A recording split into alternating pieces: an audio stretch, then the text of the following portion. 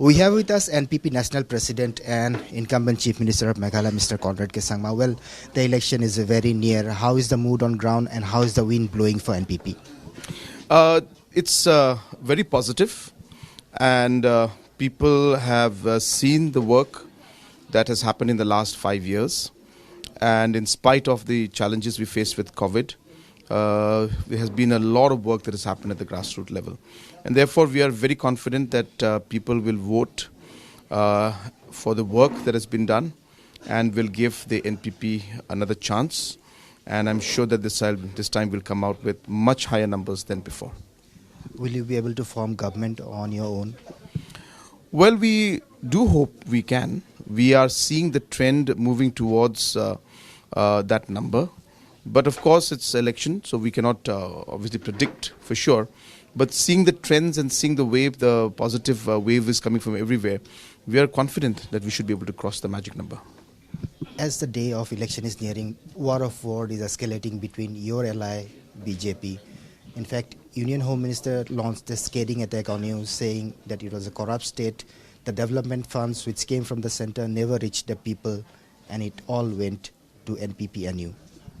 Well, 5 years the BJP was part of this government, and and that time everything was fine. And in these 5 years when we worked together, it was the central government which has certified in many platforms and in many awards that have been given to Meghalaya for its excellent performance when it comes to the implementation of schemes, the overall excellent work that has been going on in different sectors. So whether it's JJM, we have been given an award by the President. Whether it's in vaccination, we were at number 27, today we are at number 2. Whether it's PMGSY, we have built 3 times more roads than what were built in the last 15 years of PMGSY, and Government of India has appreciated that. We've got awards from Government of India on tourism, on startup. So the certificates that flowed in the last 5 years and the appreciation that came in from Government of India, the tone and the language was different in the last 5 years when we were working together, and this is for everybody to see. But as election came, and of course the election language has now come in, so maybe for election purposes they are saying these kind of things, but their work and the certificates that they have given in the past 5 years have been very different, and they've appreciated the work of Meghalaya. Well, the Union Home Minister also said that only 2 families were benefited, Conrad 𝗡𝗢𝗥𝗧𝗛𝗏's family and Dr. Mukul 𝗡𝗢𝗥𝗧𝗏's family, whereas the jobless youth of the state were left high and dry. We have done most probably the maximum any government has done when it comes to the different kind of works that have been there for the youth, whether it's through entrepreneurship, by pushing the different sectors in the state, or tourism, or food processing, or different kind of businesses that the youth can start. So we have been doing a lot, in fact, for the youth, and a lot of youth-centric processes are there. It is very simple and easy for anybody to come in and give a speech and talk about 1 or 2 families only benefiting. This is not correct at all. And in fact, the state as a whole today has seen a huge improvement in many sectors, and the state finally is moving forward in the aspect of development. Well, yesterday, NEDA convener and Assam Chief Minister Dr. 𝗡𝗢𝗥𝗧𝗏 Sharma has said in Shillong that during last election, you both parties came together because you had to keep the Congress at bay. So what do you feel? Was it a marriage of convenience, which has right now is over and the honeymoon is over? No, it's not like that. We have been, in fact, supporting NDA in the past in many governments, be it in the center or be it in the states. But I have always maintained that when we go to election as a political party, and therefore we go with our ideologies and our visions to the people. And if the people give us the mandate, then we decide to move forward in that way.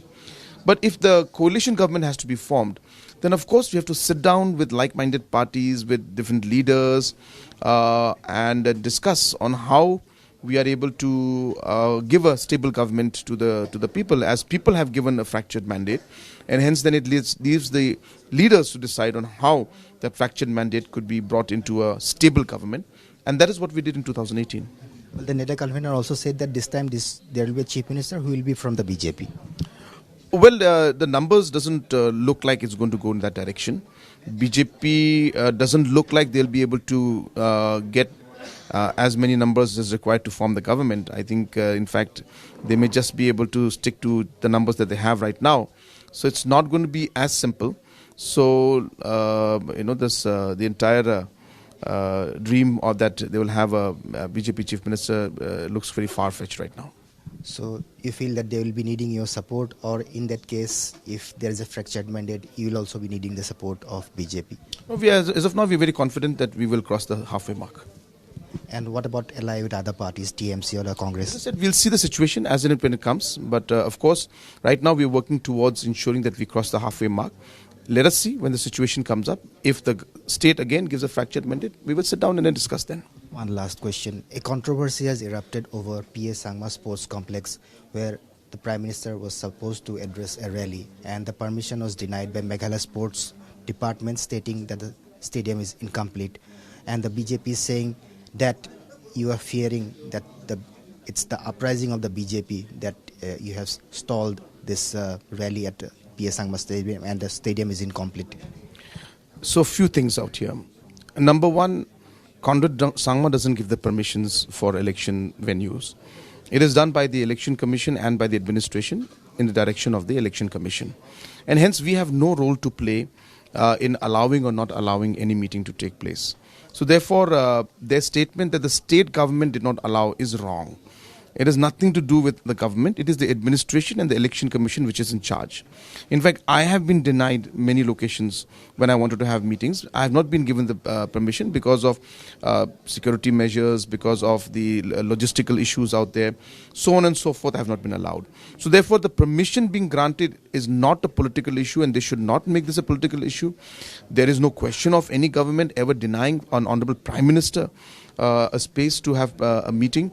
But as I said, if you look at it and try to make it a political issue, then that's wrong. That's number one. Number two is that the stadium is in two parts. One is a part where there is an indoor stadium where the construction has started and it's going on in full swing. And one is a stadium part, which is the football stadium, which is a natural turf. And that has been completed. But the other part, which is the indoor, has not been completed. So we inaugurated only the football stadium part right now. Now, it is a natural turf. I'm presuming that the administration may have felt, number one, that it being a natural turf, it'll be very, very destructive if thousands of people come and are in that venue and chairs are put in. It'll spoil the entire natural turf, and tomorrow you'll have to spend crores to repair it. That could be one of the reasons. Second reason, I'm presuming, is that the second phase also includes the parking lot, which is obviously not there, and therefore there would be huge traffic and congestion if Honorable Prime Minister comes. So they may be having concerns of logistics, and they may have concerns of security issues. So I think taking all of these concerns, they could be, I don't know, I'm just presuming. I have no idea. But that's what they tell us sometimes when we are denied permissions also, that it's a logistical issue, so it will affect the asset. So we're presuming in the same lines they must have done this. So I would like to tell the BJP organization that they should not make this a political issue. There are many other locations that they can go to. If the administration is not allowing, they should talk to the administration. Why are they bringing in Conrad Sangma and government into this thing? As I said, Conrad Sangma himself doesn't get permission sometimes from the administration and the election commission, and we also fight with them, and still they don't give it to us. So that's how election is. So it's not in direct control of me as an individual or as chief minister.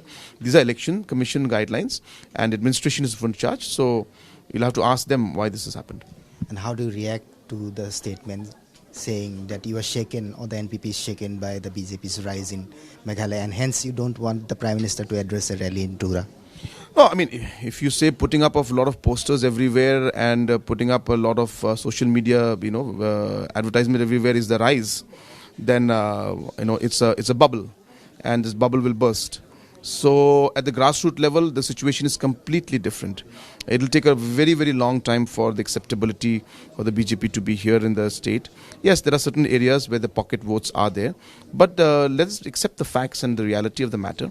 which is that it's not at that level which they are claiming it to be. And obviously, Prime Minister coming in is good, is nice, and in fact, I would like to state that Prime Minister has always been very supportive of the state government. He has always been helping the state government in all different forms, and he has given a special interest to Northeast, and you cannot deny that.